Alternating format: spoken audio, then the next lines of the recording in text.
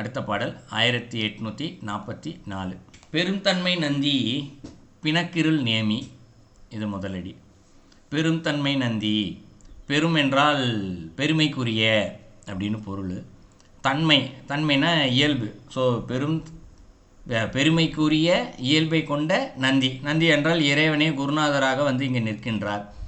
பெருமைக்குரியன்னா பலன்களை கொடுக்கக்கூடிய அப்படின்னு பொருள். பலன்களை கொடுக்கக்கூடியனா நமக்கு ஒரு விஷயத்தை குருநாதராக இறைவனே வந்து நமக்கு சொல்லி கொடுக்குறாரு. சொல்லி கொடுக்கறத செய்ய வைக்கிறாரு. செய்ய வைத்து அதனுடைய பலனையும் நமக்கு கொடுக்க வைக்கிறார். இதுதான் பெருமைத்தன்மை நந்தி என்பதே இதுதான். இப்போ ஒவ்வொரு இறைவனே குருவாக வந்து நமக்கு உள்ளேருந்து ஒரு உபதேசம் கொடுக்குறாருன்னு வச்சுக்குவோம். உபதேசம் கொடுத்துட்டு அதை செய்ய வைப்பதற்கான மனப்பக்குவத்தையும் கொடுக்குறாரு. அப்போ நம்ம அந்த மந்திரத்தை தொடர்ந்து உபதேசிக்கிட்டே இருக்கணும். ஏன்னா அதற்கே ஒரு மனப்பக்குவம் வேணும். இப்போ டெய்லி உட்காந்து ஒரு 1008 வாட்டி ஓம் நமச்சிவாய மந்திரத்தை சொல்லணும்னு நினச்சி நம்மளால் உட்கார முடிஞ்சால் உட்கார செய்ய முடியுமா? வாய் தான் ஓம் நமச்சிவாயன்னு சொல்லிக்கிட்டு இருக்குமே தவிர்த்து மனம் வந்து எங்கோ சென்றிருக்கும். எதையோ ஆஃபீஸு அலுவலகம் 1008 வாட்டி வேணாம், 108 வாட்டி ஜபிக்கணும்னு நினச்சாலே மனம் அங்கே உட்காராது. ஏதோ சிந்தனை அதுக்குள்ளே போயிடும். 10வது வாட்டி ஓம் நமச்சிவாய சொல்லும் போதே வேறு எங்கேயும் சிந்தனை போயிடும். அப்போ அதை முழுமையாக நாம் சொல்ல வேண்டும் என்றால் அதற்கே இங்கே இறைவன் நமக்கு பக்குவத்தை கொடுக்கணும். அப்போ அந்த இறைவன் நமக்கு உபதேசத்தையும் கொடுத்து பக்குவத்தையும் கொடுத்து மந்திரத்தை சொல்ல வைத்து ஒரு பலனையும் கொடுக்கின்றார் என்றால் அதான் பெருந்தன்மை நந்தி. அவர் என்ன பண்ணுறாரா, பிணக்கிருள் நேமி அப்படின்னு சொல்கிறார்.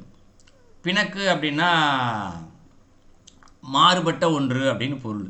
எது மாறுபட்ட ஒன்று அப்படின்னா இறைவன் வந்து அவருடைய தன்மையில் தான் நம்மளை வச்சுருந்தார் ஆரம்பத்தில். நாமும் இறைவனோட இரண்டரை தானே கலந்துருந்தோம்.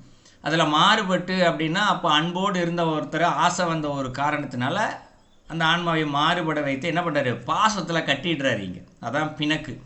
இறைவனோடு கட்டி இருந்த ஒரு ஆன்மாவை இப்போது புரிஞ்சிக்கிறதுக்காக கட்டி இருந்தேன்னு சொல்கிறேன். ஏன்னா இறைவனோட இரண்டரை தான் கலந்துருச்சு. ஆசைப்பட்டதுனால தான் அது தனியாக பிரிஞ்சு வந்துச்சு. இப்போ அதை பாசத்தோடு என்ன பண்ணுறாரா, கட்டி வச்சிடுறாரு. பாசத்தில் கட்டி வச்சதுனால என்ன ஆயிடுச்சு, இருள் நேமி அப்படிங்கிறாரு. இங்கே இருள்னா மாயை. ஸோ பாசத்தில் கட்டி ஒரு மாயையில் வச்சுட்டு நேமி அப்படிங்கிறாரு. நேமின்னா கடல் வட்டம் என்று பொருள். நேமின்னா அப்போ இந்த பெரிய பிறவிக்கடல் என்ற ஒன்றில் இறைவன் என்ன பண்ணுறாரு, இங்கே நம்மை கட்டி வைத்து விட்டார். பெருந்தன்மை நந்தி தான் எல்லாத்தையும் நமக்கு கொடுக்கக்கூடிய அவர் தான். நம்ம ஆசைப்பட்டோன்ற ஒரே காரணத்திற்காக ஆசைப்பட்டதை அனுபவிப்பதற்காக ஒரு பாசத்தையும் கொடுத்து இந்த பிறவி கடலில் நம்மை கட்டி வைத்திருக்கின்றார். இது முதலடி. இரண்டாவதடி, இரும் தன்மையாலும் என் நெஞ்சு இடம் கொள்ள அப்படின்னு சொல்றார். இரும் தன்மை அப்படிங்கிறார். இரும்னா இருக்கின்ற அப்படின்னு பொருள். இரும்னா இருக்கின்ற. ஸோ இருக்கின்ற தன்மை. இறைவன் நமக்குள்ளே எப்படி இருக்கார், இங்கே உள்ளுக்குள்ளே ஒரு கருணையின் வடிவாக இருக்கார். அன்பின் வடிவாக அருள் வடிவாக தான் உள்ளே இருக்கார்.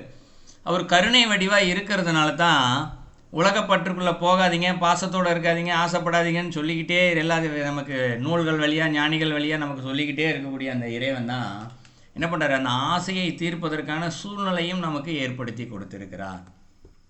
எல்லாருக்குமே இருக்கல, எல்லாருக்குமே குடும்பம் இருக்குது, சாப்பிட வேண்டும் என்ற எண்ணம் ஆசை இருக்குது. ஒரு பொருளை பார்த்தனே, குறிப்பிட்ட பொருளை பார்த்தனே ஆசை வருது இல்லை நமக்கு. அந்த ஆசைலாம் எப்படி வருது, இறைவன் உள்ளேருந்து கொடுக்குற எண்ணங்கள் தான் உள்ளேருந்து. ஸோ ஒரு உள்ளம் மறைஞ்சி இருக்கார். ஆனால் இந்த ஆசையெல்லாம் நமக்கு கொடுத்துக்கிட்டே இருக்கார். அதற்கு அவருடைய இயல்பு கருணை என்ற ஒரு இயல்பு இருக்குது. இரும் தன்மையாலும் அப்படின்றது. அப்போ உள்ளே மறைஞ்சிருக்காரு. ஒரு பெரிய கருணையோட இயல்பாக இருக்கார். அதை அனுபவிக்க வச்சுக்கிட்டே இருக்கார். அதை நம்ம தெரிஞ்சுக்கிட்டோம் அப்படின்னா, இப்போ உதாரணத்துக்கு நம்ம ஒரு ஆசைப்பட்டு இந்த ஆசை எங்கேருந்து வந்துச்சு, யார் நமக்கு கொடுத்தாங்க அப்படின்னா இறைவன் தான் கொடுத்தாரு. ஆசைப்பட்டோடனே அந்த பொருளை சாப்பிட்றத உடனே நமக்கு அந்த ஒரு ஆப்பிள் சாப்பிட்ணுன்னு நினச்சா கடைக்கு போனோடனே ஆப்பிள் கிடச்சிருது இல்லை. இன்றைக்கி சூழ்நிலை மாறி போச்சு. ஆன்லைனில் ஃபோனில் தட்டினாலே வீட்டுக்கு வந்துடுது ஆப்பிள் இன்றைக்கி. ஸோ அது உடனே நமக்கு கிடச்சிருது, சாப்பிட்றோம், ஆசை தீர்ந்து போகுது. ஸோ அப்போ இதை காலையிலேருந்து நைட்டு வரைக்கும் எவ்வளோ விஷயங்கள் நமக்கு உள்ளே இருந்து எண்ணங்கள் தோணுது, ஆசைப்பட்டது, அதெல்லாம் செஞ்சுக்கிறதுக்காக சூழ்நிலையும் உருவாக்கி கொடுத்துட்டாரு. இப்படிப்பட்ட இறைவனை நம்ம தெரிஞ்சுக்கிறோம் அப்படின்னா அதை அடுத்து என்ன சொல்கிறாரு, என் நெஞ்சு இடம் கொள்ள அப்படின்னு சொல்கிறார். என்ன பண்ணுறான், அவர் அருளால் நம்ம இதை தெரிஞ்சுக்கிட்டோம் அப்படின்னா, எப்படி இறைவன் நமக்குள்ளே இருந்து இறைவன் குருவாக இருந்து நமக்கு எல்லாம் சொல்லி கொடுத்ததெல்லாம் செய்ய வைக்கிறாரு அப்படின்றத தெரிஞ்சுக்கிறோமோ, அப்போது என் நெஞ்சு இடம் கொள்ள. எண் என்று சொல்லப்படுகின்றது உடம்பை குறிக்கும், உடம்போடு இருக்கக்கூடிய உயிரை குறிக்கும். இப்போ இந்த உடம்புக்குள்ளே அந்த ஆகத்து போன பாடலில் ஒரு சான் சொன்னார் இல்லையா, 9 அங்கலம் சொன்னார் இல்லைங்களா, அந்த 9 அங்கலம் தான் இந்த இடத்துல சொல்கிறார். உள்ளுக்குள்ளே விரும்பி தங்குறாராம் உள்ள, என் நெஞ்சு இடம் கொள்ள. இடம் கொள்ளன்றது ரொம்ப விருப்பத்தோடு உள்ள தங்குறது. இறைவன் என்ன பண்ணுறாராம், விருப்பத்தோடு உள்ள தங்குறாராம். அடுத்து என்ன சொல்கிறார், வரும் தன்மையாளனை வானவர் தேவர் அப்படின்னு சொல்கிறார். வரும் தன்மையாளனை, இப்போது வரும் தன்மைன்னு என்ன, இறைவன் உள்ள விரும்பி தங்குறார் ஒன்று, அது வரும் தன்மைங்கிறார். வரும்னா என்ன, தானாகவே விரும்பி வருகின்ற தன்மை. இப்போது நம்ம காலையிலேருந்து நினச்சிட்டோன்னு வச்சுக்கோ, அந்த பாடலில் சொல்லப்பட்டபடி நீங்கள் திருமந்திரத்தில் சொன்னிப்பெல்லாம் நான் செஞ்சுட்டேன், அதனால் நீங்கள் வாங்க அப்படின்னா நம்ம கூப்பிடணுன்னு அவசியம் இல்லை. நம்முடைய கடமையை நாம் சரியாக செய்து கொண்டே இருக்கும்போது தானாகவே அவரே அடியவர் உள்ளத்துக்குள்ளே விரும்பி வந்துடுறாரு இந்த இடத்துல. அதான் வரும் தன்மை. அந்த ஒரு கருணையில் தானாகவே வந்துடுறாராம். வந்து என்ன பண்ணுறாராம், வானவர் தேவர் அப்படிங்கிற. இப்போ வானவர் தேவர்ன்ற இடத்துல எப்படி வராங்கன்னா, நம்ம ஒரு இதே சிவபூஜை தலைப்பில் சில பாடல்களுக்கு முன்னாடி வானவர்கள் தேவர்கள்லாம் என்ன மாதிரியான சிவபூஜை செய்தார்கள் அப்படின்னு சொல்லிட்டு ஒரு பாடலில் குறிப்பிட்டிருந்தார். மஞ்சன மாலை நிலாவிய வானவர் 1827 பாடல்னு நினைக்கிறேன்.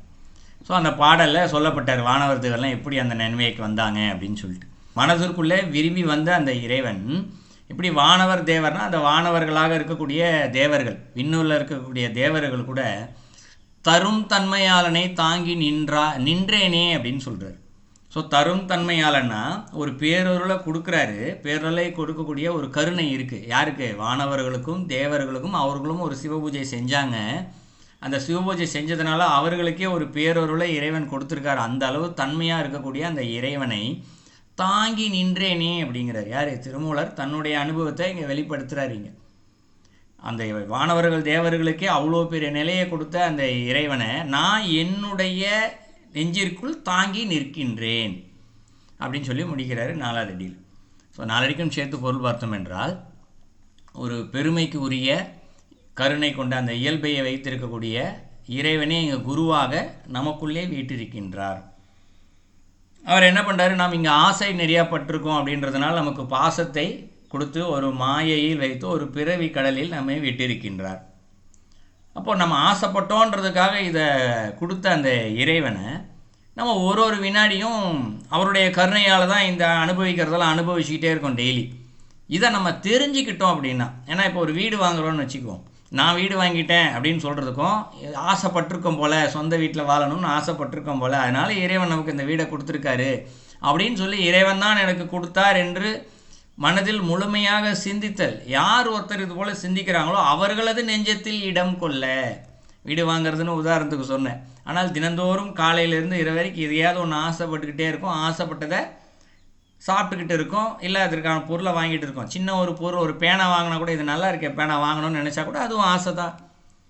அப்போ இதை கூட இறைவன் என்னை வாங்க வச்சுட்டாருப்பா அப்படின்னு நினச்சிக்கிட்டே இருந்தால் அப்படிப்பட்ட அவர்களது நெஞ்சத்திற்குள் இறைவன் இடம் கொள்கிறார். எப்படி இடம் கொள்கிறார், விருப்பத்தோடு உள்ளே வந்து இடம் கொள்கிறார். அப்படி இடம் கொண்ட இறைவன் வானவர்களுக்கும் தேவர்களுக்குமே மிகப்பெரிய ஒரு நிலையை கொடுத்திருக்கின்றார்.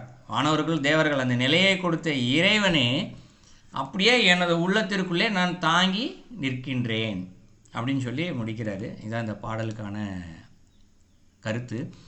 ஸோ அப்போ இந்த பாடலில் சிவபூஜை என்பதை எதை சொல்கின்றார் அப்படின்னா, நாம் தினந்தோறும் செய்யக்கூடிய செயல்களில் பல ஆசைப்படுறோம், ஆசைப்பட்டதை செஞ்சுக்கிறோம், பல விஷயங்கள் கிடைக்க மாட்டேங்குது. இப்போ ஆசைப்படுறது உடனே நமக்கு நடக்குதுன்னு வச்சுக்குவோம். உடனே நம்ம என்ன நினைக்கணும், ஆகா எனக்கு இறைவன் இதை வர வச்சு கொடுத்தாரு, அதனால தான் நம்ம இதை ஆசைப்பட்டதை தீர்த்துக்கிட்டோம். இப்படி நினச்சிக்கிட்டே இருந்தால் இறைவன் விருப்பத்தோடு வந்து உள்ளே உட்கார்றாரா, இது சிவ பூஜை. இப்போ ஆசைப்பட்டது நமக்கு கிடைக்கல, உடனே என்ன பண்ணுவோம், ஐயோ இது ஆசைப்பட்டமே கிடைக்கலேன்னு வருத்தப்பட்டு இருக்கிறத விட இதை நம்ம ஆசைப்பட்டோம் ஆனால் நமக்கு கிடைக்கல, அப்போ இது கிடைக்காததுக்கு ஒரு நன்மையான காரணத்தை இறைவன் வச்சுருப்பார். இப்போ இதை எப்படி புரிஞ்சிக்கலான்னா, ஒரு வீட்டில் 2 குழந்தை இருக்குன்னு வச்சுக்குவோம். ஒரு குழந்தைக்கு அம்மா இனிப்பு கொடுக்குறா, சாப்பாடு கொடுக்குறா, பிரியாணி எல்லாமே கொடுக்குறா நார்மலாக. இன்னொரு குழந்தைக்கு எதுவுமே கொடுக்கல, கஞ்சி காய்ச்சி கொடுக்குறான்னா என்ன அர்த்தம், அந்த குழந்தைக்கு உடம்பு சரியில்லைன்னு அர்த்தம். நல்லா இருக்க குழந்தைய கூட உடம்பு சரியில்லாத குழந்தைய தான் ரொம்ப பத்திரமா அம்மா பார்த்துக்குவா. இதுக்கு அப்பப்போ பார்த்து தொட்டு பார்த்துக்குவா, தண்ணி குடிப்பா, மருந்து கொடுப்பா, எல்லாத்தையும் பார்த்து செய்வாள். அப்போ ஏன் அந்த குழந்தைக்கு கொடுக்கல பிரியாணி, அந்த குழந்தைக்கு மேலே வஞ்சனமாக இல்லை, அந்த குழந்தைக்கு மேலே கருணை பாசம் அதிகமாக இருக்கிறதுனால தான் அந்த குழந்தை இன்னும் நல்லா பார்த்து கஞ்சி காய்ச்சி கொடுக்குறா இல்லையா. அந்த மாதிரி எனக்கு பிரியாணி இந்த விஷயம் ஆசைப்படுறது கிடைக்கலையே அப்படின்னு நினைக்கிறத விட நம்ம இதை ஆசைப்பட்டது கிடைச்சிதுன்னா நமக்கு வேறு ஏதோ பெரிய பாதிப்பு வரப்போகுது போல். ஏன்னா நோய் இருக்க குழந்தைக்கு பிரியாணி கொடுத்தா இன்னும் நோய் அதிகமாக போகும்.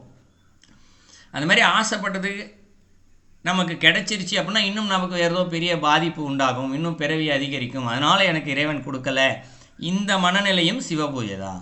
ஸோ ஆசைப்பட்டது கிடைச்சாலும் இறைவன் தான், ஆசைப்பட்டது கிடைக்கல அப்படின்னாலும் அதுவும் இறைவன் செயல் தான். என் நன்மைக்கு மட்டுமே இறைவன் எதாக இருந்தாலும் செய்வார் என்ற ஒரு சிந்தனை இருக்குது இல்லையா, இதுதான் இங்கு சிவபூஜை. ஸோ இதை தான் இந்த பாட்டில் நமக்கு உள்கருத்தாக குறிப்பிட்டு கொடுக்குறாரு. இது அந்த பாடலுடைய கருத்து.